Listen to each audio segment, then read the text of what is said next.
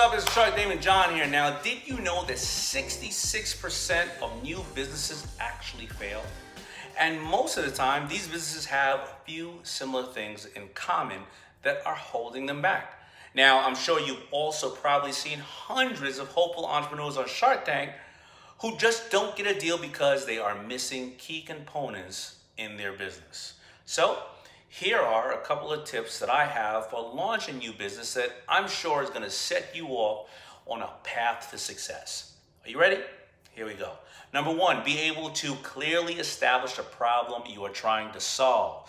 You are trying to solve a problem. You have empathy for somebody who has a problem. Remember, there are no new things and ideas in the world. There's only a new form of delivery. You may make it lighter, faster, stronger, but you have a better mousetrap. You see, I found a problem when we were starting FUBU, and it wasn't that clothes didn't exist. It wasn't that clothes weren't of great quality. It was that a certain market of young kids, they loved hip hop, but a lot of other designers were saying, well, we're making our clothes for mountain climbers or people who like to play polo or people who like to sail. And you know what? It really isn't for that market. And I don't want the people who are buying it wearing it. So what was the problem? The problem was that kids felt like they were spending money to somebody who took their money and said, I don't even like you. All right, so that was the problem. Number two, define your target market. Okay, now we know in food, but I'm going to use this as an example always. Now we knew that our market was hip hop people who felt that they were being disrespected by other designers. But what's my target market? Well, is it kids who are infants all the way up to 12 years old? No, they don't have credit cards. Is it 50 and 60-year-olds who are like, hey, I like that new emerging music? No, they're not in clubs. Is it females? No, not at the time, because I'm a male and it was for us bias. I was making clothes for other young males because I just didn't know how to design for females, and I didn't want to act like I knew how to design for females. Was it for kids in the countrysides? No, because there wasn't a lot of specialty stores there to get it to them, and hip-hop didn't really make it into the countryside at the time. It was fairly known in inner cities. Okay, now my target market are males between 20 to 35 that live in inner cities who can easily get access to the clothing because the internet wasn't out. That's my target market. That's how I started with my target market. Number three, I want you to know your competition and what makes you different. What made me different from my competition? It wasn't that I put 3 sleeves on a shirt. It wasn't I made it better or made it worse. What differentiated me is that when you walked into a local store, I wanted my product to be there. So first of all, here was my customer. My customer was the store owner, the local mom and pop store, like you are. A mom and pop store, a mom and pop operation, mom and pop service. I used to go in there and say, I really love your store. We've highlighted it as a great store that I wanted to be in because I know you got all the cool kids from the city coming here. It would be an honor if you would be able to sell my clothes, and I want you to get first pick and dibs of the stuff we have because you're a great store. Now that's customer number one. That person who owned that store, the big brands would say to them, I don't even want to sell to your store because you sell to those type of kids. Or, you know what? Because we sell to the big stores, you can get the scraps of what they don't buy or the colors that we can't move. Or, you know what? I may not even ship you this month, and I'm not going to give you credit. Pay cash on demand, cash in advance, because I don't respect you. So number one, that was my customer. Who else was my customer? The kids that were walking into that store were my customer, because that store owner would say to the kids, this brand right here loves you. These brands, I don't know if I'll get it tomorrow. Maybe it's a big wait. And I gave them convenience and I gave them respect. And that's what differentiated me from my competitors. All right, now I want you to create social pages for your business. You have social pages for yourself, and sometimes this works backwards, right? Sometimes you're an influential person or an influencer, and you create a social page for yourself and everybody's demanding this of you. Well, then you need to create the business page. But right now, maybe you're not an influencer, but you know that you are solving problems out there in the world. Create that business page, because a lot of times, I'll give you an example. I got a pimple. I'm not going to look up the pimple expert in the world. What I'm going to look up is the cream and or the thing that I want to solve this pimple. So I'm not going to look for an individual. I'm going to go and look for a page and or a company that can help me treat this pimple. All right, now you got me on the page. What am I going to do? Well, I'm going to look at the things that you have. Are you not testing on animals? I don't want you to test on animals. Do you care about the environment? Is that all organic stuff? Are you going to show me how to apply it? Are you going to show me the benefits in it? Maybe are you also giving away and or donating to help clean up the planet or help people with challenged skin if I invest in this brand and buy something? Okay, maybe after that I may look at the founders and your story is going to reinforce why I am on this page. But initially, I'm going to pick up my phone and I'm going to pull up the names of brands and or things. And it's not going to be your personal name. And that's why your page and a business has to be simultaneously put up so people know that you are open for business. It's like having a store. Open the door, pull the shades up and flip the sign around. We are open for business. All right, next one is I want you to build a business plan with timelines. It does not mean that you're going to keep up those timelines. Hopefully, you're going to blow those timelines out of the water. You're going to surpass them. But I want you to know, what are you going to do the first month, second month, 6th month, first year, 2 years, 3 years, 5 years?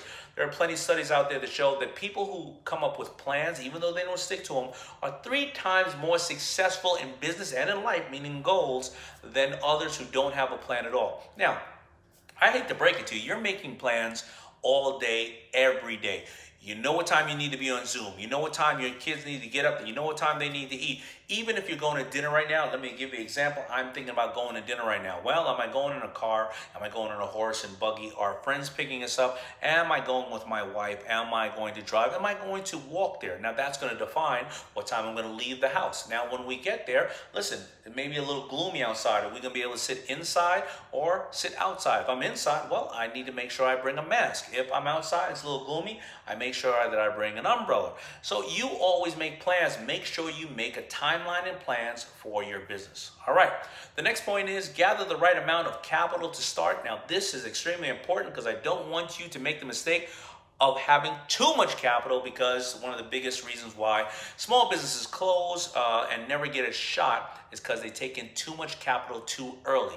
You know, I like to say the power of broke. I don't want you to have too little capital either. You're going to have to cover some things, and you're going to have to slowly do this. You're going to have to make sure you have your structure, your foundation, your legal right. So whether you're going on to LegalZoom or whether you're getting an attorney, you got a couple of $1,000s worth of bills there. Then you're going to have to come up with your structure and or your trademarks, or maybe your, hopefully not a patent because that's very expensive. And also you're going to have to maybe have equipment, or you're going to have products. You're going to have to build your website like I shared with you. So come up with as little money as you can and figure it out along the way.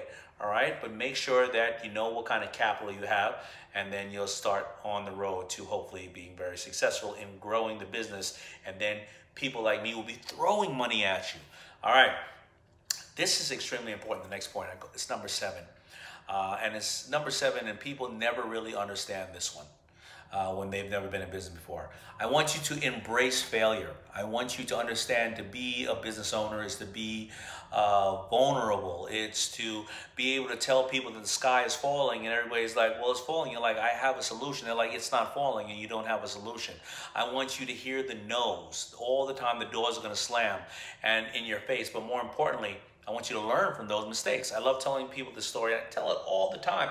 I thought to come out with a fashion brand like everybody else is, you got to have a nice array of colors, right? Because, you want to show that you have a lot of different things to choose from. You want to have styles, different logos, and everything else. And what did I learn? Well, I first started off with, after I sold my couple of hats, and I said, I'm going to really dig into this. I started off with 10 different colors of t-shirts and sweatshirts. And let's say if every color I bought 200 units or 100 units of that. That's a lot of different, units. That's like 1,000 or 2,000 units.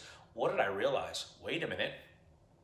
60% of the colors always bought is black.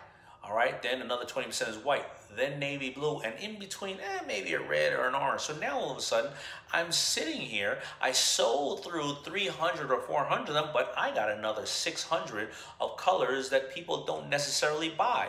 Well, I had to learn from that. So now it set me back. I had to be able to sell all those at a discounted price. And then when I reordered, what did I reorder? All of these colors. I realized that this is where my money was at. All right, at that time, everybody was wearing baggy clothes. So at first, I bought a bunch of mediums and smalls and larges and XL. I realized I needed to be all double X, because if somebody really liked it and they wore an extra large, they would just get it tapered in to be a little bit smaller or wash it a couple more times. I also felt they needed to wear FUBU every single day, so they need a bunch of logos. I did 10 logos. You know what I realized? That everybody wanted these 2 top logos. It was this old FB that looked like a Warner Brothers and an 05. I learned from those mistakes, and I got narrow and deep. But through that time, I had to get rid of all that old inventory. And slowly, I wanted to buy more, but I still had to get rid of all and learn from my mistakes. And last but definitely not least, find multiple mentors who have been through it before. Don't make the mistake of only seeking mentors who only been through your business. I don't care if you're opening a lumber yard right now. I can help you in certain areas of opening the lumber yard and some of the fundamentals of business. And somebody else who could be a tech person who understands how to program and Facebook advertising and marketing can help you as well. Somebody else who is a great lawyer and attorney who understands what you probably need to do to create the right structures and what to avoid so you don't have liabilities in the lumber yard can help you as well. And somebody definitely in finance to show you how money can work in your behalf and when you need to take out loans and when you don't need to take out loans. So find mentors, because I already told you the first reason why companies fail when they're trying to start off is overfunding. It's not the right use of capital. And the number 1 reason why companies succeed is mentors, and that's why I'm here for you today. So launching a new business is a long journey with a lot of ups and downs, and trust me, I still deal with it every day with all the companies I invest in on Shark Tank. But those 2 last points about embracing failure and finding mentors are so important. So if you're thinking about starting a business or actually scaling a business you currently have, I want to make sure you're going in the right direction. I put together some resources so that I can help you out right now. Just click the link in the description, to learn more. And I hope this gave you some guidance. And remember, I want you just to keep on grinding. Don't forget to click the link in the description, and all the best.